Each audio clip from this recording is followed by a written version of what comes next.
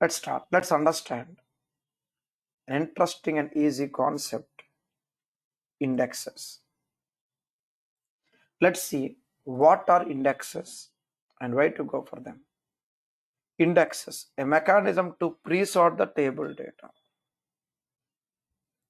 for faster search operations. The sort area is memory. The sort area is memory. We can also use tempdb to sort the data. By default, the sort area is memory. We know processor memory required for query executions. Default area is memory. When working with bigger tables, we can make use of this tempdb also. Remember this.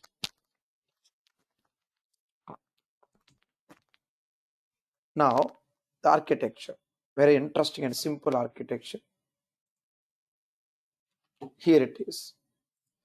Index creation results in additional index pages. See here. The second and third line, second level and third level, second level and first level. The first and second level we call them as index pages, IP, index pages, first and second level. Each index page of size 8 KB. These index pages contain link or reference or address to actual data pages. They contain link or reference or address to actual data pages.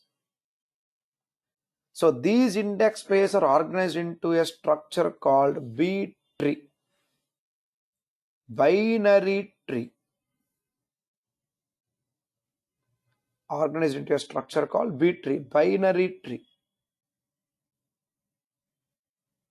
Okay, here you see root, branches and leaf. Root, branches and leaf. Root is the start location of the index called IAM, index allocation map. It contains the actual master data about index. What are these EMR?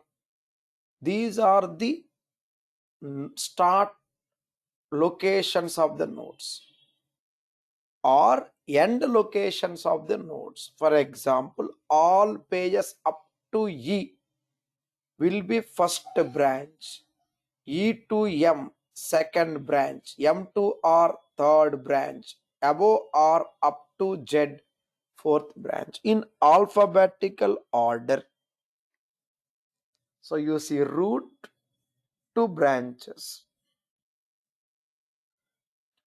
and from branches we have leaves. From branches we have something called leaves. What are leaves? Actual data. So root, branch to leaf.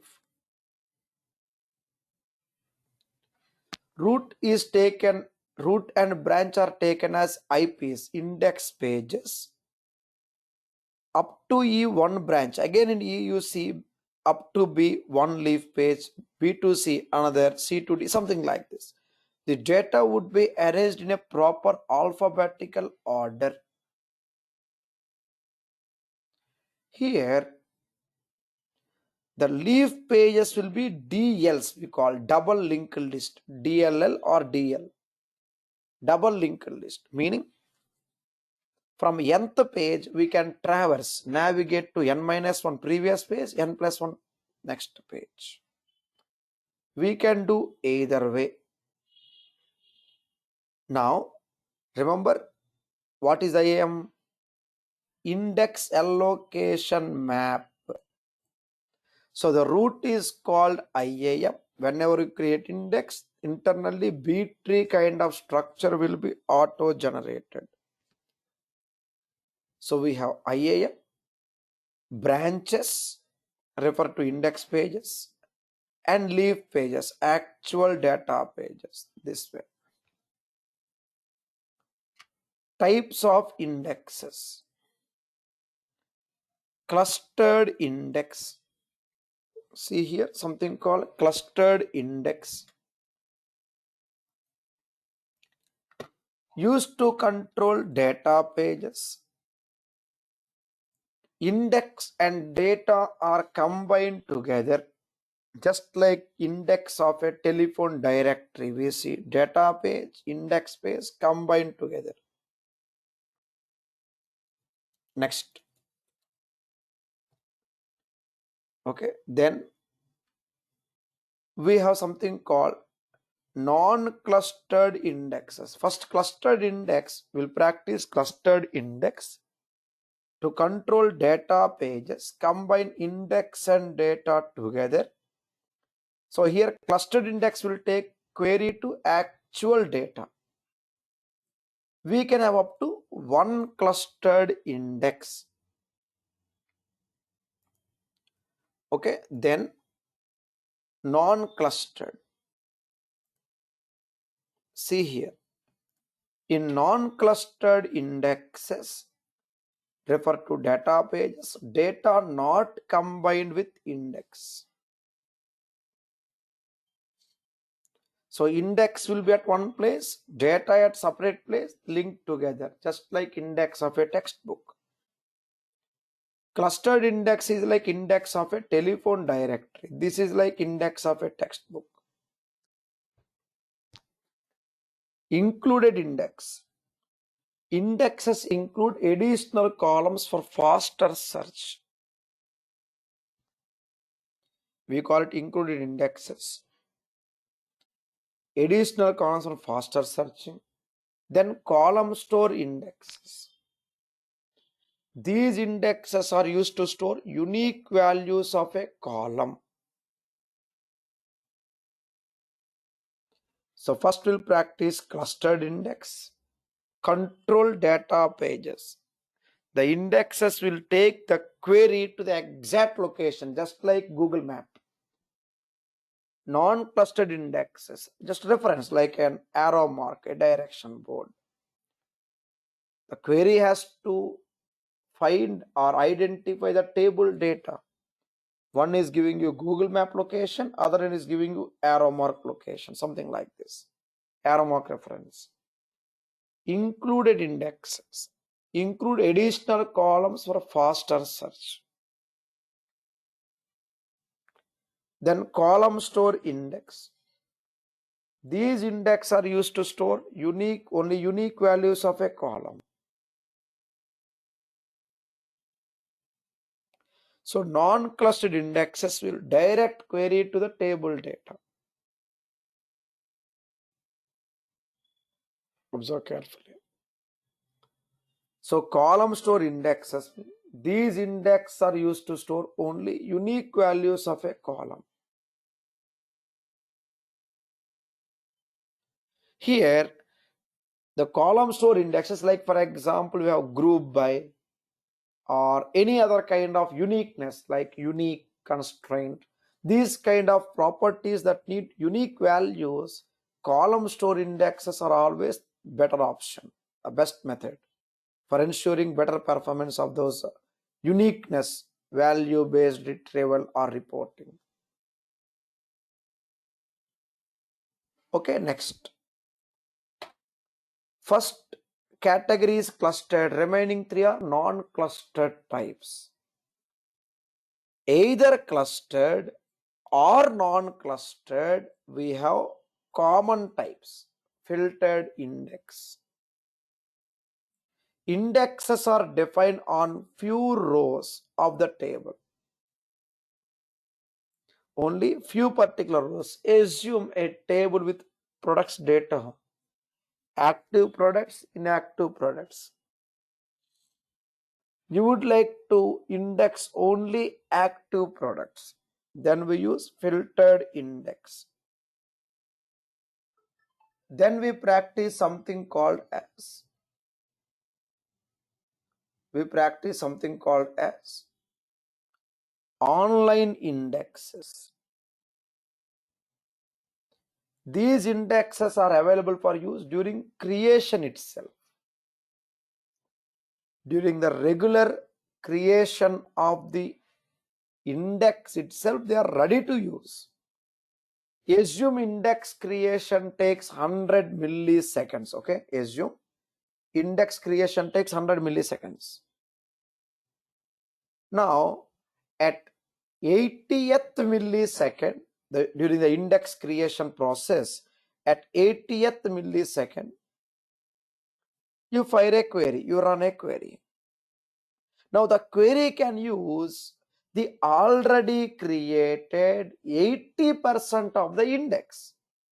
The remaining 20% is still being created, but we are able to happily use the already created index portion. That is called online index. Whatever is ready will be used. The remaining part will be taken care by the system automatically. Once 100% index created successfully, then every query can use. Specialty of online index, the index is being created from one end and the query can start using the already created part of the index. Covering index, other one, an interesting one. Index that includes all columns used in the query. Assume, for example, our practice will do, in our practice we are going to do it anyway. Whenever we include some columns in a query, for example, a select query and there are 10 columns. Any index that includes all those 10 columns, that index is called covering index for the query. So if query changes, covering index also changes automatically. Remember that. Then we'll practice index view, also called materialized view, to store the query and its result. We store the query and the result both. Here, why? What's the purpose? Practical use. Assume a live cricket match. We see ball to ball score, over to over score, or spell to spell score, right? Assume a 20-20 match. At 18th over, assume the first spell, or say the first side batting is going on. At the 18th over of the 20-20 match, 18th over, we see first over details, first over ball to ball score, second over score, third over score, so on up to 18th over. In the 19th over, at the end of 19th over, again as a viewer, I will see all old data in the graph of my television screen and 19th over. Again at the 20th over, I will see all old data plus incremental data, only the changes plus, right? I mean, at the end of every over, we need to report old data plus current over data. Now, why to run the same query again and again for the old data? There comes indexed view, mainly for repeatedly reading the data. Repeated reads we call. What we do? We create an indexed view. What it does? It is going to store the query and the data of the previous overs and gets itself up to date every time you execute the view. It knows, index view knows how to keep track of the new changes, recent updates to the table. So we need not query the table every time at the end of every over. Instead, you store every data to the view and we access the view directly. View will take care of those so-called incremental loads, the new over data. So whenever you would like to get this kind of incremental report, refresh report, or report refreshing activities like a stock market operations, live online banking, online marketing, online reservations, or our live cricket match, anything, OLTP we call, live, online, moment to moment operations, minute to minute operations, hour to hour changes. There comes indexed views. So these are the items we need to practice now with examples. Okay, we'll do it in a careful way. Next, once we perform these operations, next, once we learn about these activities, the next step,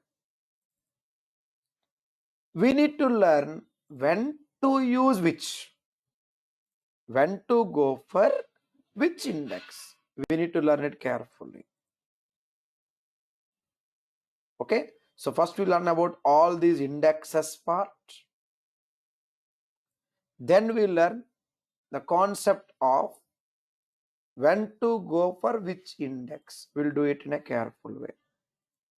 Later classes come something called execution plans in our next upcoming items. For now, let's get started with this index practice. Simple, straightforward process. Really super simple, straightforward. So let me start with the practice part. Let's connect to the database engine. Any version of SQL Server is fine. And I shall include one .sql file in our regular class notes. It's really a super simple, straightforward concept. Well, here we go. Let's understand in this way. Let's create one database and connect to the database.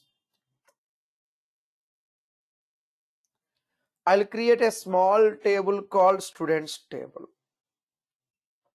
Okay, I'll create a small table called students table. Now remember, there are no primary key, no unique key, so no index. Okay, initially no index. Go to the database, just ignore the remaining databases. Let's stay tuned with the index database. A small table, basic table, ID, name, age and course, like this.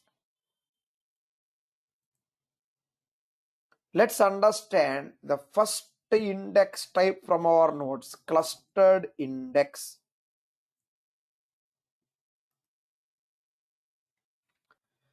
Let's see, used to control the index and data together. Let's see how.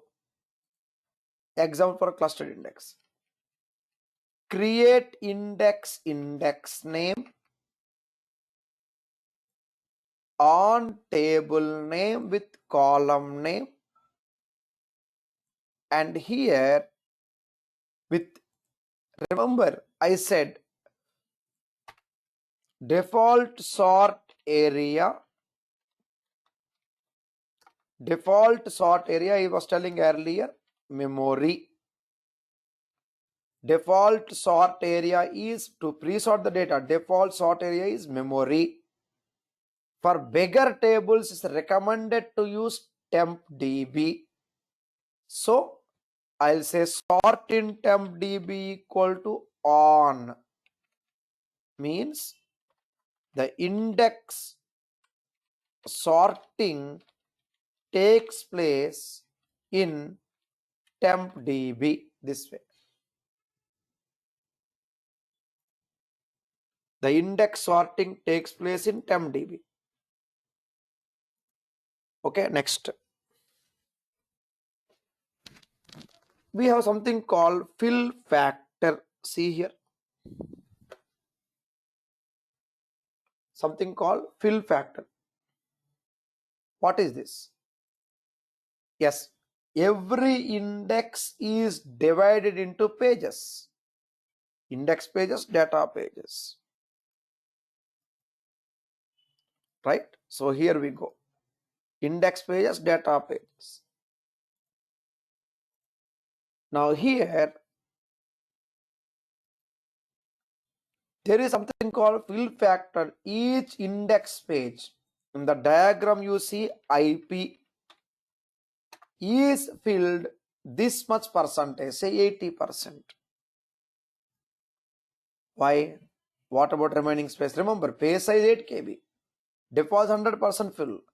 If you fill only 80%, we are having some room, extra room for future updates.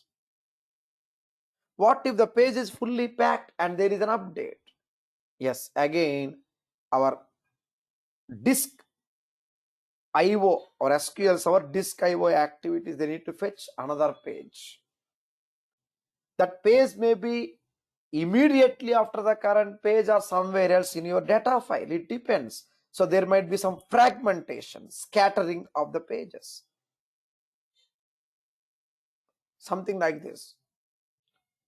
Yes, I take a glass of water. I don't really fill up to the brim. I need to leave some gap for my air movement, hand movement. I need to get it on the table to my mouth, back to table multiple times during my class. During my class, I need to sip it multiple times to motivate my throat, right? Practically speaking, that movement, the data movement requires extra free space. Fill factor will address it. What's the advantage? If I don't care about fill factor, yes, data would be overflow. I mean, beyond 8 KB, it has to go to somewhere else, some other container, some other page, and that page may not be in continuous with the current page. So page-to-page navigation, page-to-page continuity will be lost, and that results in fragmentation. Something like this. For example, okay, assume you have a data file. Okay, this is your data file like this, and by default, assume this is your entire page. Okay, this is your page. Assume something like this. This is one page, another page, third page, fourth page, fifth page, like this. I said extend. Extend means 8 pages. 1, 2, 3, 4, 5, 6, 7, 8. Now I was telling, don't fill up to the brim. Fill only 80%. Leave the remaining 20%. So that later point of time, as and when required, with the appropriate content, the data would be added like this.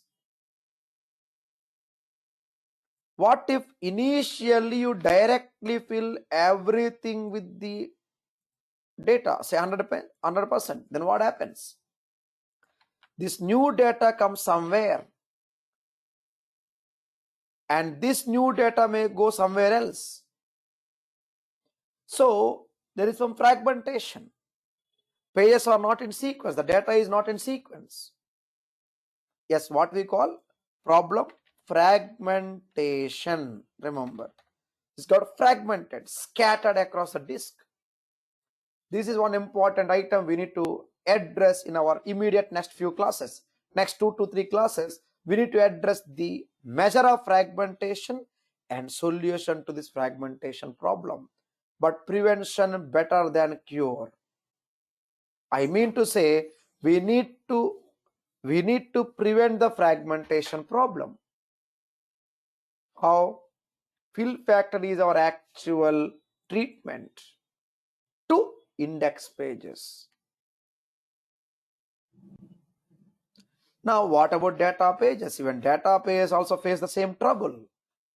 So to address this proactively, we say pad index equal to on, meaning the above fill factor is applied to data pages also. That is the actual concept.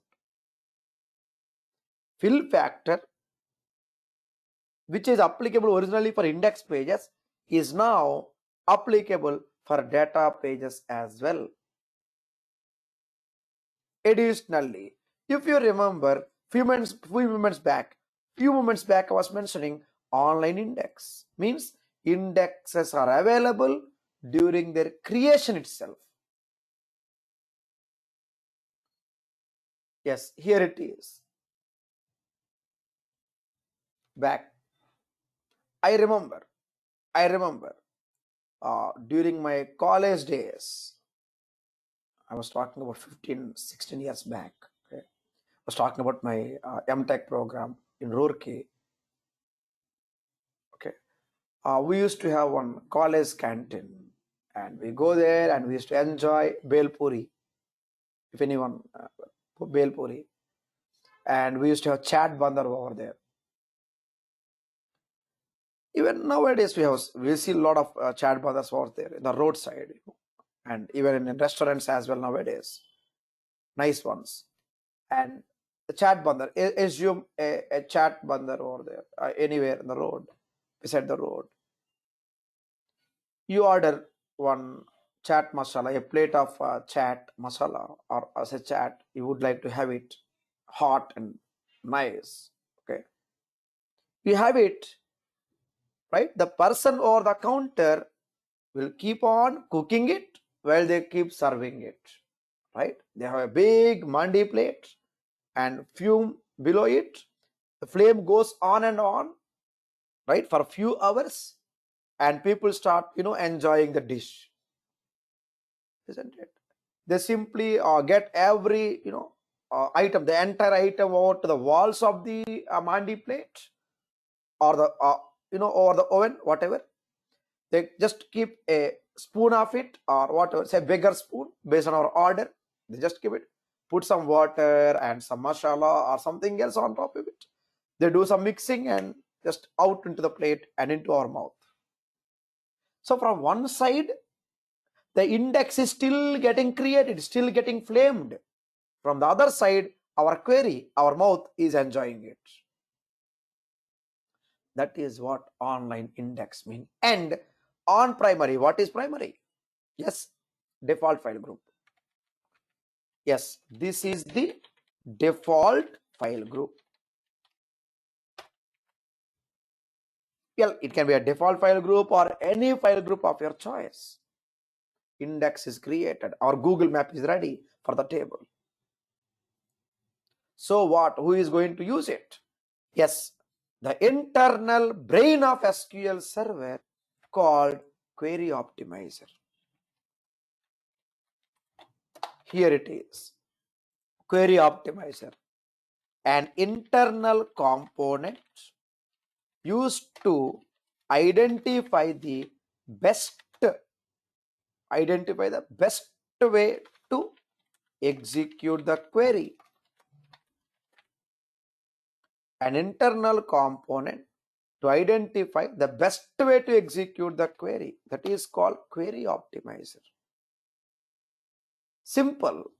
You have a textbook with you, and your brain knows when to go for which index. There are two indexes basically, one index at the start, other index at the end of the textbook.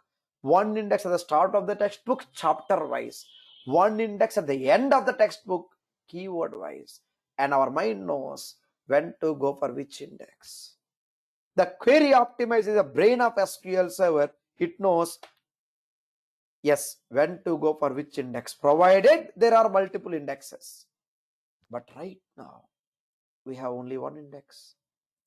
So Query Optimizer is forced to use this available one and only one clustered index. Forced to use. And it's just like a Google map.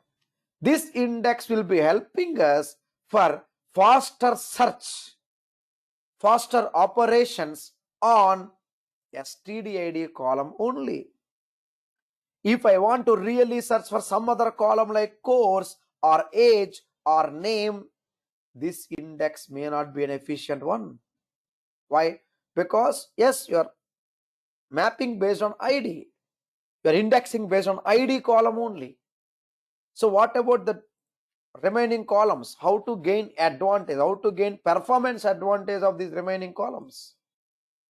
There comes the concept of three flavors of non-clustered indexes: regular non-clustered, included, column store.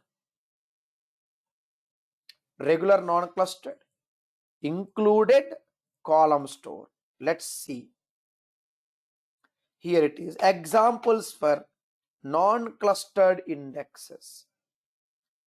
Regular non-clustered, as per the syntax, create non-clustered index name, create non-clustered index name, on table name and column name. See here, on table name and column name. Yes, we are creating index for particular column called course. That is fine. But here we are only having index on course. What if I would like to write a query? Select from table name. Let me show you here. Select from table name, very important, stay tuned. Where std course equal to computers, a small table, and see the problem. Small table, see the problem. Here, say computers. Problem here, yes, we see the data, happy, but the problem, yes, you have two indexes. What I said problem, what's the problem? Let me show you. There are two indexes, one on ID, one on course, one on std ID, one on std course. But the query optimizer, see here, there is something called live query statistics. Right click query, right live query statistics. And here the query optimizer will identify that it is better to use clustered index. And clustered index is based on which column? ID column. There is an index on course column, but still ID column index is being used. Why? Assume a textbook. You're happily indexing the chapter names, but page number is missing. What's the use? Just imagine. Assume you got chapter wise list left side, but page numbers on the right side are missing. Difficult for us to search over the textbook, right? The same concept here. So whenever you are indexing chapter names, include page numbers also. As simple as that. We call it included index. Yes, you are searching based on one column, include remaining columns. So what's the advantage? Our later classes will talk about these arrow marks, executions, and other things. Let's stay tuned with the index selectivity. Here you see now, happily, INDX3 is in use. The query optimizer identify that out of all three indexes, index 3 is the perfect choice. Why? Yes, number one, reason number one, you are searching for a course, there is an index on the course. Reason number two, you are reporting remaining columns and those remaining columns are included in this index. What more we want? There is a perfect index, perfect choice readily available. So query optimizer always identifies the best way to or best index to be used for the given query. Now what we are learning? One clustered, one regular non-clustered, one included non-clustered, include remaining columns. Now we might get a question. What if my table has 1000 columns? Do I need to really include all the remaining 999 columns while indexing the 1000th column? Answer is yes. It's highly recommended to include all remaining columns. We cannot dictate any terms to a customer like, hey, don't use this column, it's not indexed, it's not included in this index. No, right? We have a column. It might be used some way or the other, maybe for internal use within the table operations or external use for report operations, either of them. So recommended to include remaining columns. And there is a shortcut for it. Right click table, script, select new query window. What is that? Let me show you. Whenever is a script select new query window, we happily get list of columns. Copy back and simply paste here.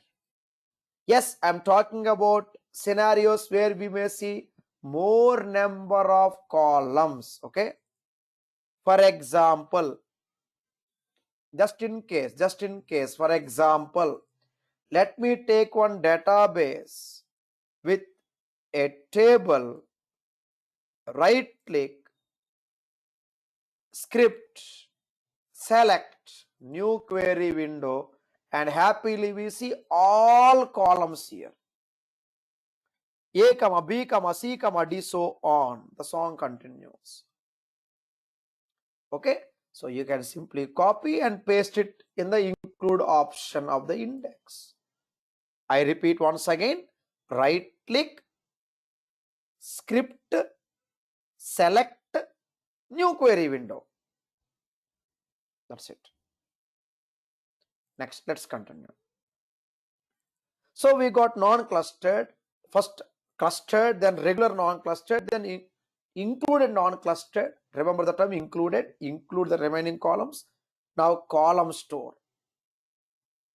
Unique column values are indexed. For example, create non-clustered column store index name, on table name and column name.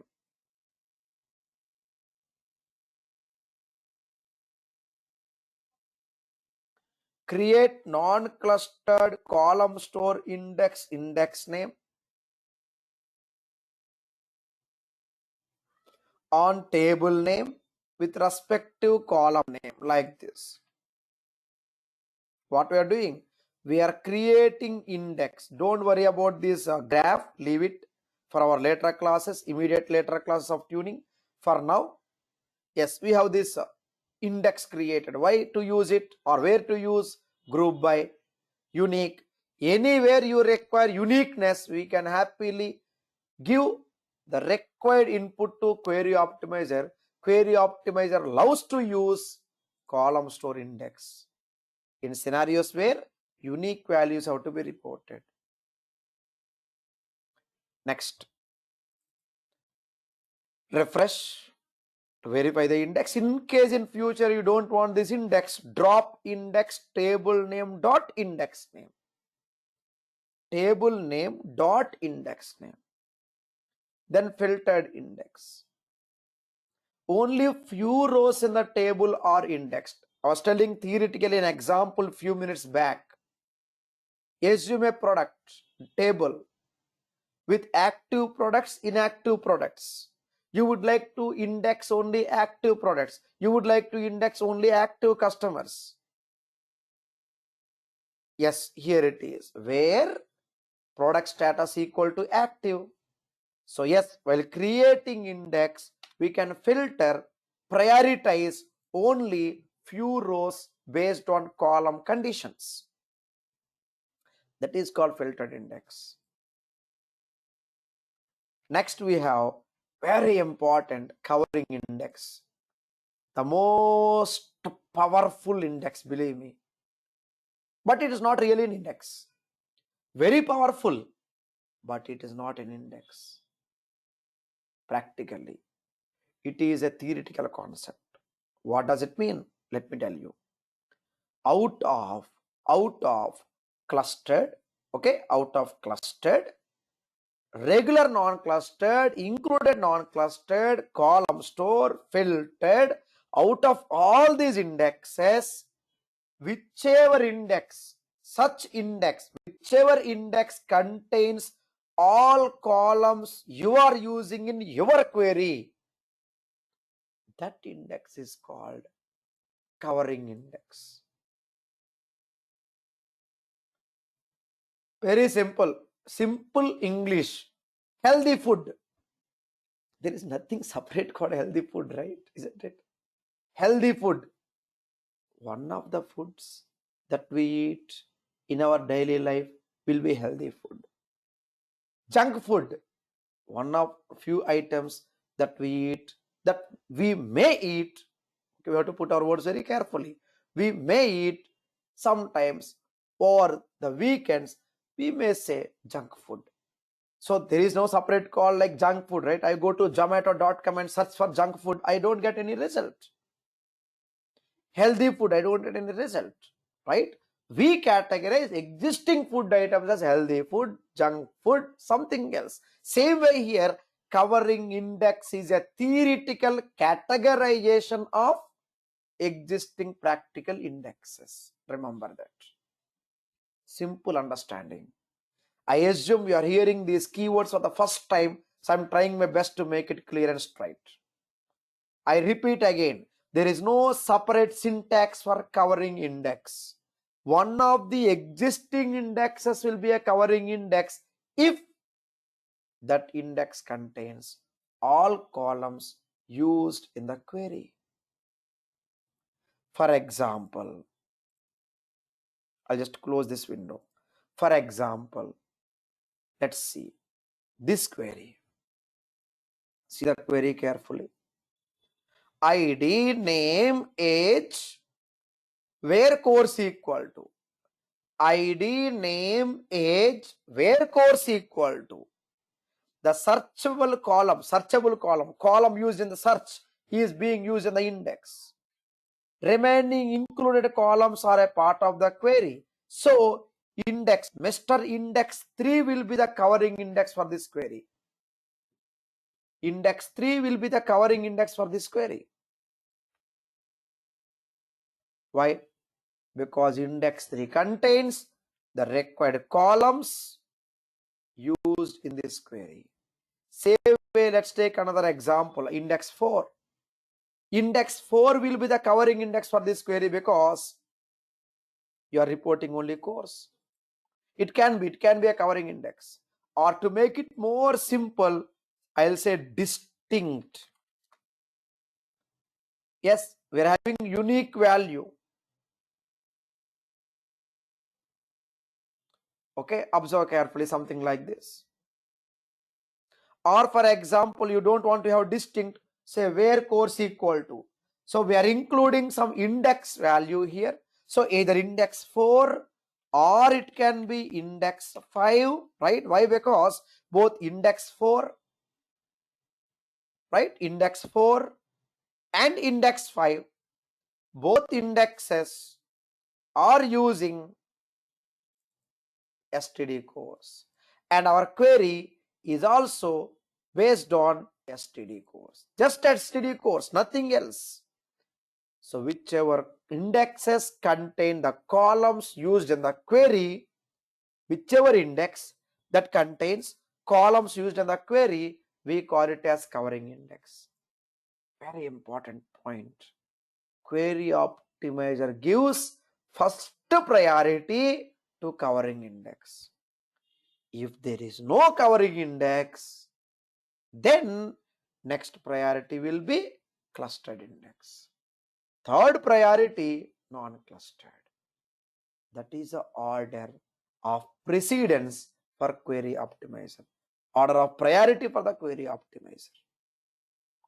Once you practice clustered, 3 flavors of non-clustered, common flavors of clustered and non-clustered called filtered index, covering index, then you'll practice indexed view. Here it is, indexed view. What is this? I was telling like a live cricket match, live online banking, live stock market operations, any kind of incremental load, repeatable reads, incremental loads, repeatable reads, indexed view. I'll write here, used in case of repeated reads, incremental data refresh per reporting. Example, a live cricket match, right? A live cricket match. Okay, so here we go. We see the ball-to-ball score, a live cricket match with score report. Okay, something like this. So what we do here, how to implement the index view? Create view name as select statement. We see something called schema binding. What is this? Schema binding means the table, for example, I'll try to alter the table and alter column, or simply say, for example, drop column name, it won't work. Why? Because I binded the schema. If I don't bind the schema, I can drop the column, alter the column, anything I can do. But whenever we try to alter or drop and the view is schema bound, schema is binded, structure is locked. Okay, the table structure is locked. Make sure the view is created with the structural lock, schema binding. Then you create unique clustered index on the view. So schema binding is a property to prevent structural changes on the base table and base columns used in the view. So we cannot rename or drop or alter the columns used in the view. We need it to create a unique clustered index on the view. This is called materialized view. This is called indexed view, also called materialized view. Remember this. What's the advantage? We are storing the query and result, both are getting stored in the view. By default, view stores only query. Here we have query plus result, and the data keeps updated in synchronization with the table updates. That's the main beauty here. Most of the OLTP reports love to be implemented with indexed views in real world. Definitely, it has some extra price tag, extra price in terms of space. Index view uses extra space, correct, but performance first, right? My customer satisfaction first, isn't it? Customer billing first. Then accordingly, yes, we need to talk about optimizing our input costs, right? That is the next part anyway. So the downside of indexed view, extra storage cost, but more than that, the priority, better performance for the customers, for the customer reports. With this information, we understood now query optimizer, the best, the brain of SQL Server to identify the best way to execute index. And we got various indexes. You practice these items carefully. Use me for your doubts and clarifications. Glad to assist you. Thank you so much. Please practice carefully. Do let me know for doubts, clarifications, if any. Glad to assist you once again. Thank you so much.